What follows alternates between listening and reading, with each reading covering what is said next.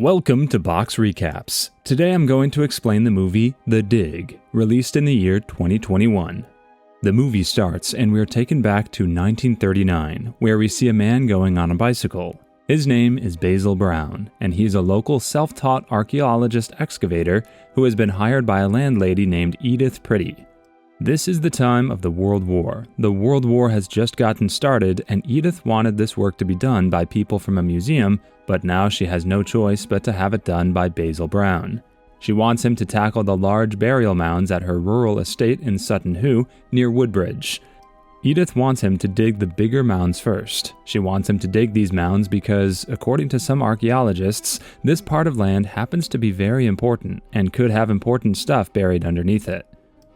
Brown, however, goes on to say that they should look for the smaller mounds first because there they find this archaeological stuff quicker. Edith agrees with him, telling him that he's the expert there, so he should do what he thinks is better.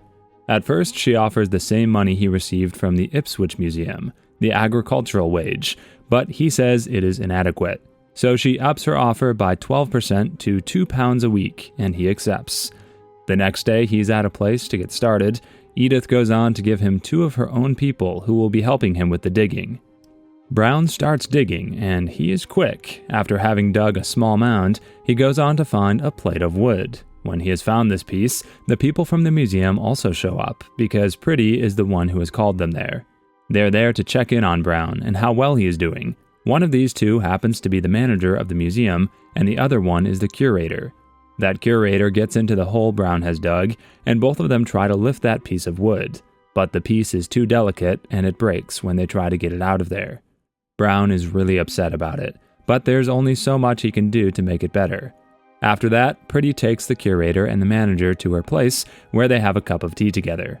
The manager then goes on to tell Pretty that they want her to return Brown to them because they need him at a Roman villa where they're doing the diggings because the war has started and nothing is sure. Pretty goes on to tell them that if Brown is willing to go work with them, she's not going to stop him.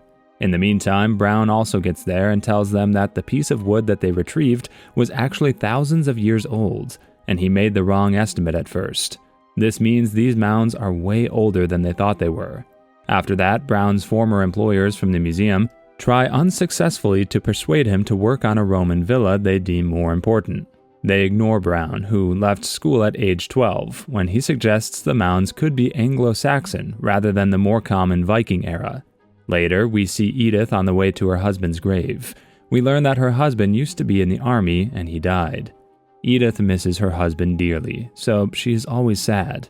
Edith then makes her way back to the place where the digging is going on and comes to the mound from where the piece of the wood was found earlier. They have dug really deep into the surface now, and when Edith gets dangerously close, Brown tells her to stay away because it is not safe for her, and Edith comes out. Working with assistance from Pretty's estate, Brown slowly excavates the more promising of the mounds. As Edith stands there, the trench collapses on Brown, who is doing the digging. He gets buried underneath, but the assistants given to him by Pretty go on to dig him out of there just in time. Pretty is kind to him. She goes on to check in on him, asking him if he is fine. She then takes him to her place, where he rests for a while, and then gets to have a conversation with him. He tells her that when he got buried, he remembered the things told to him by his grandfather. He then gets back on the field with Pretty. He says that she wanted him to dig the bigger mound first. He says that he has noticed that all the other mounds are round, while this bigger mound is the only one that is oval-shaped. So he decides that he's going to dig it now because he too is curious as to what could be in there. He says that this mound is also surrounded by all the others, so it must be the most important one. Brown is now taking more interest in the digging because he now knows that the things buried in this place are from the 11th century, which is something they did not really expect. He calls up the assistant and gets started on the digging of the big mound. Edith also has a young son named Robert who keeps coming to the site. He likes talking to Brown a lot, and both of them start bonding real soon. Both of them seem to have common interest, as we see that Brown is interested in both astrology and astronomy. Just like that, Robert is also interested in both of these things. One day, Brown is astonished to uncover iron rivets from a ship, suggesting that it is the burial site of someone of tremendous distinction, such as a king. Brown takes this piece to the museum, and the manager at the museum is also shocked to see the find. Brown then makes his way to Edith's place to let her know what they have found, but when he gets there, he learns that Edith is not home. She has gone to London. She's gone there for a checkup. She's often sick because she takes too much stress, and the doctor makes it clear that if she kept up like that, she could fall seriously ill. When Edith gets back, Brown right away takes her to the big mound where he has done a lot of digging by now. There, they see the shape of the ship, and Brown thinks that this could also be a grave of some big warrior. He goes on to say that he wants to dig it as soon as possible and unravel whatever mystery lies buried in this mound.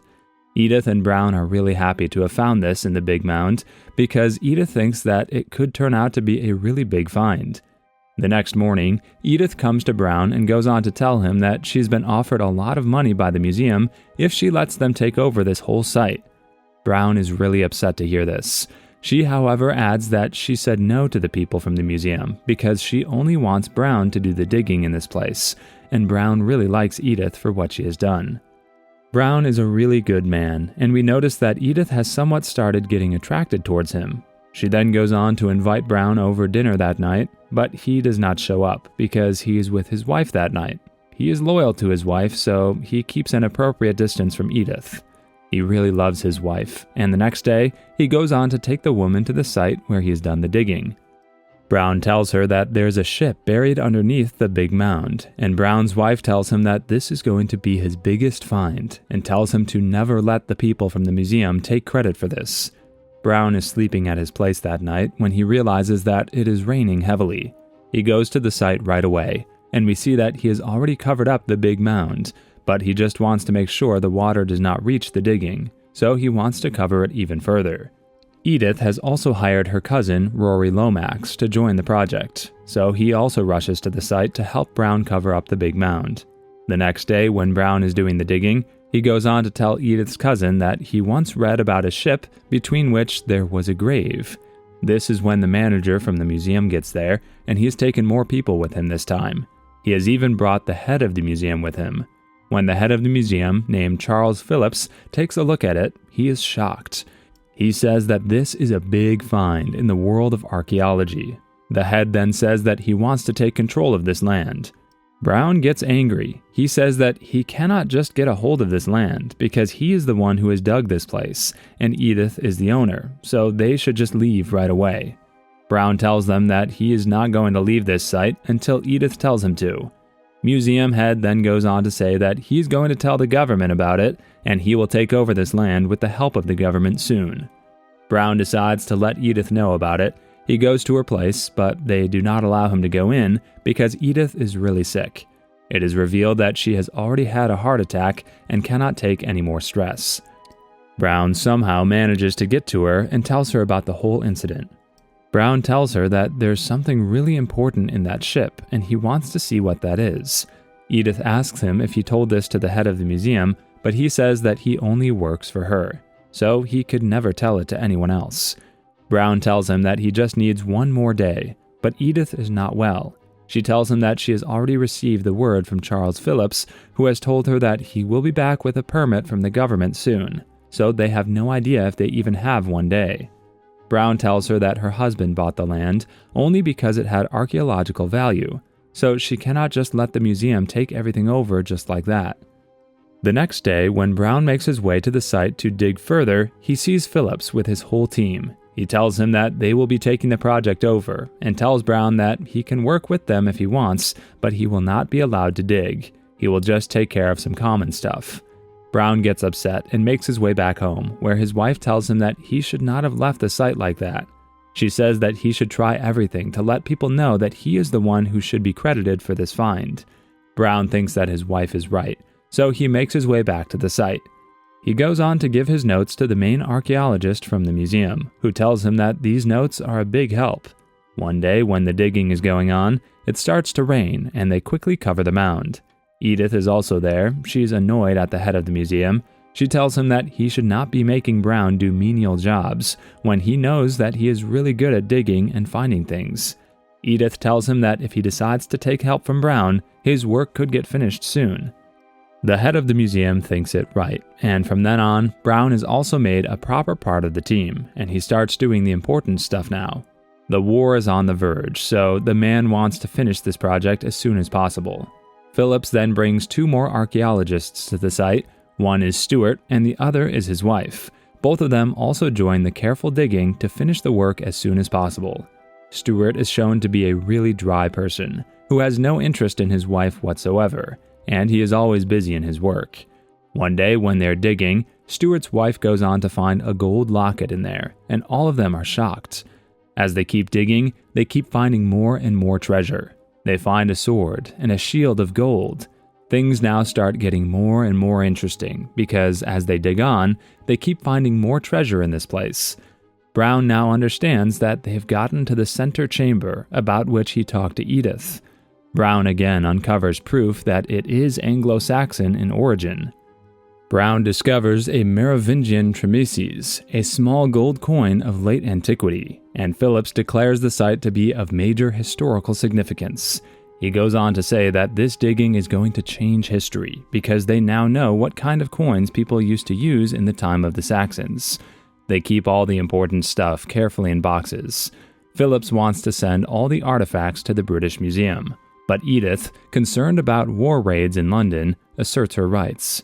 She goes on to say that the court still has not declared this land to be the property of the government, so they cannot take anything away from this land because she is the owner of everything they have found there, because this land is in her name. On top of that, she says that because of the war, they're vacating the British Museum anyway, so these things could very much get lost if they send it to the museum now. Edith then goes on to tell Brown that all these things should be kept in her bedroom, and he does just that. After that, an inquest finding confirms that she is the owner of the ship and its priceless treasure trove of grave goods, but she despairs as her health continues to decline. Stewart's wife, on the other hand, neglected by Stewart, begins a romance with Rory, who is Edith's cousin, but he is soon called up by the Royal Air Force. Edith decides to donate the Sutton Hoo treasure to the British Museum, requesting that Brown be given recognition for his work.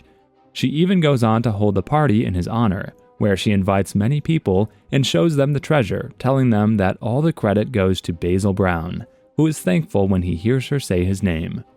The film ends with Brown and his co-workers replacing earth over the ship to preserve it.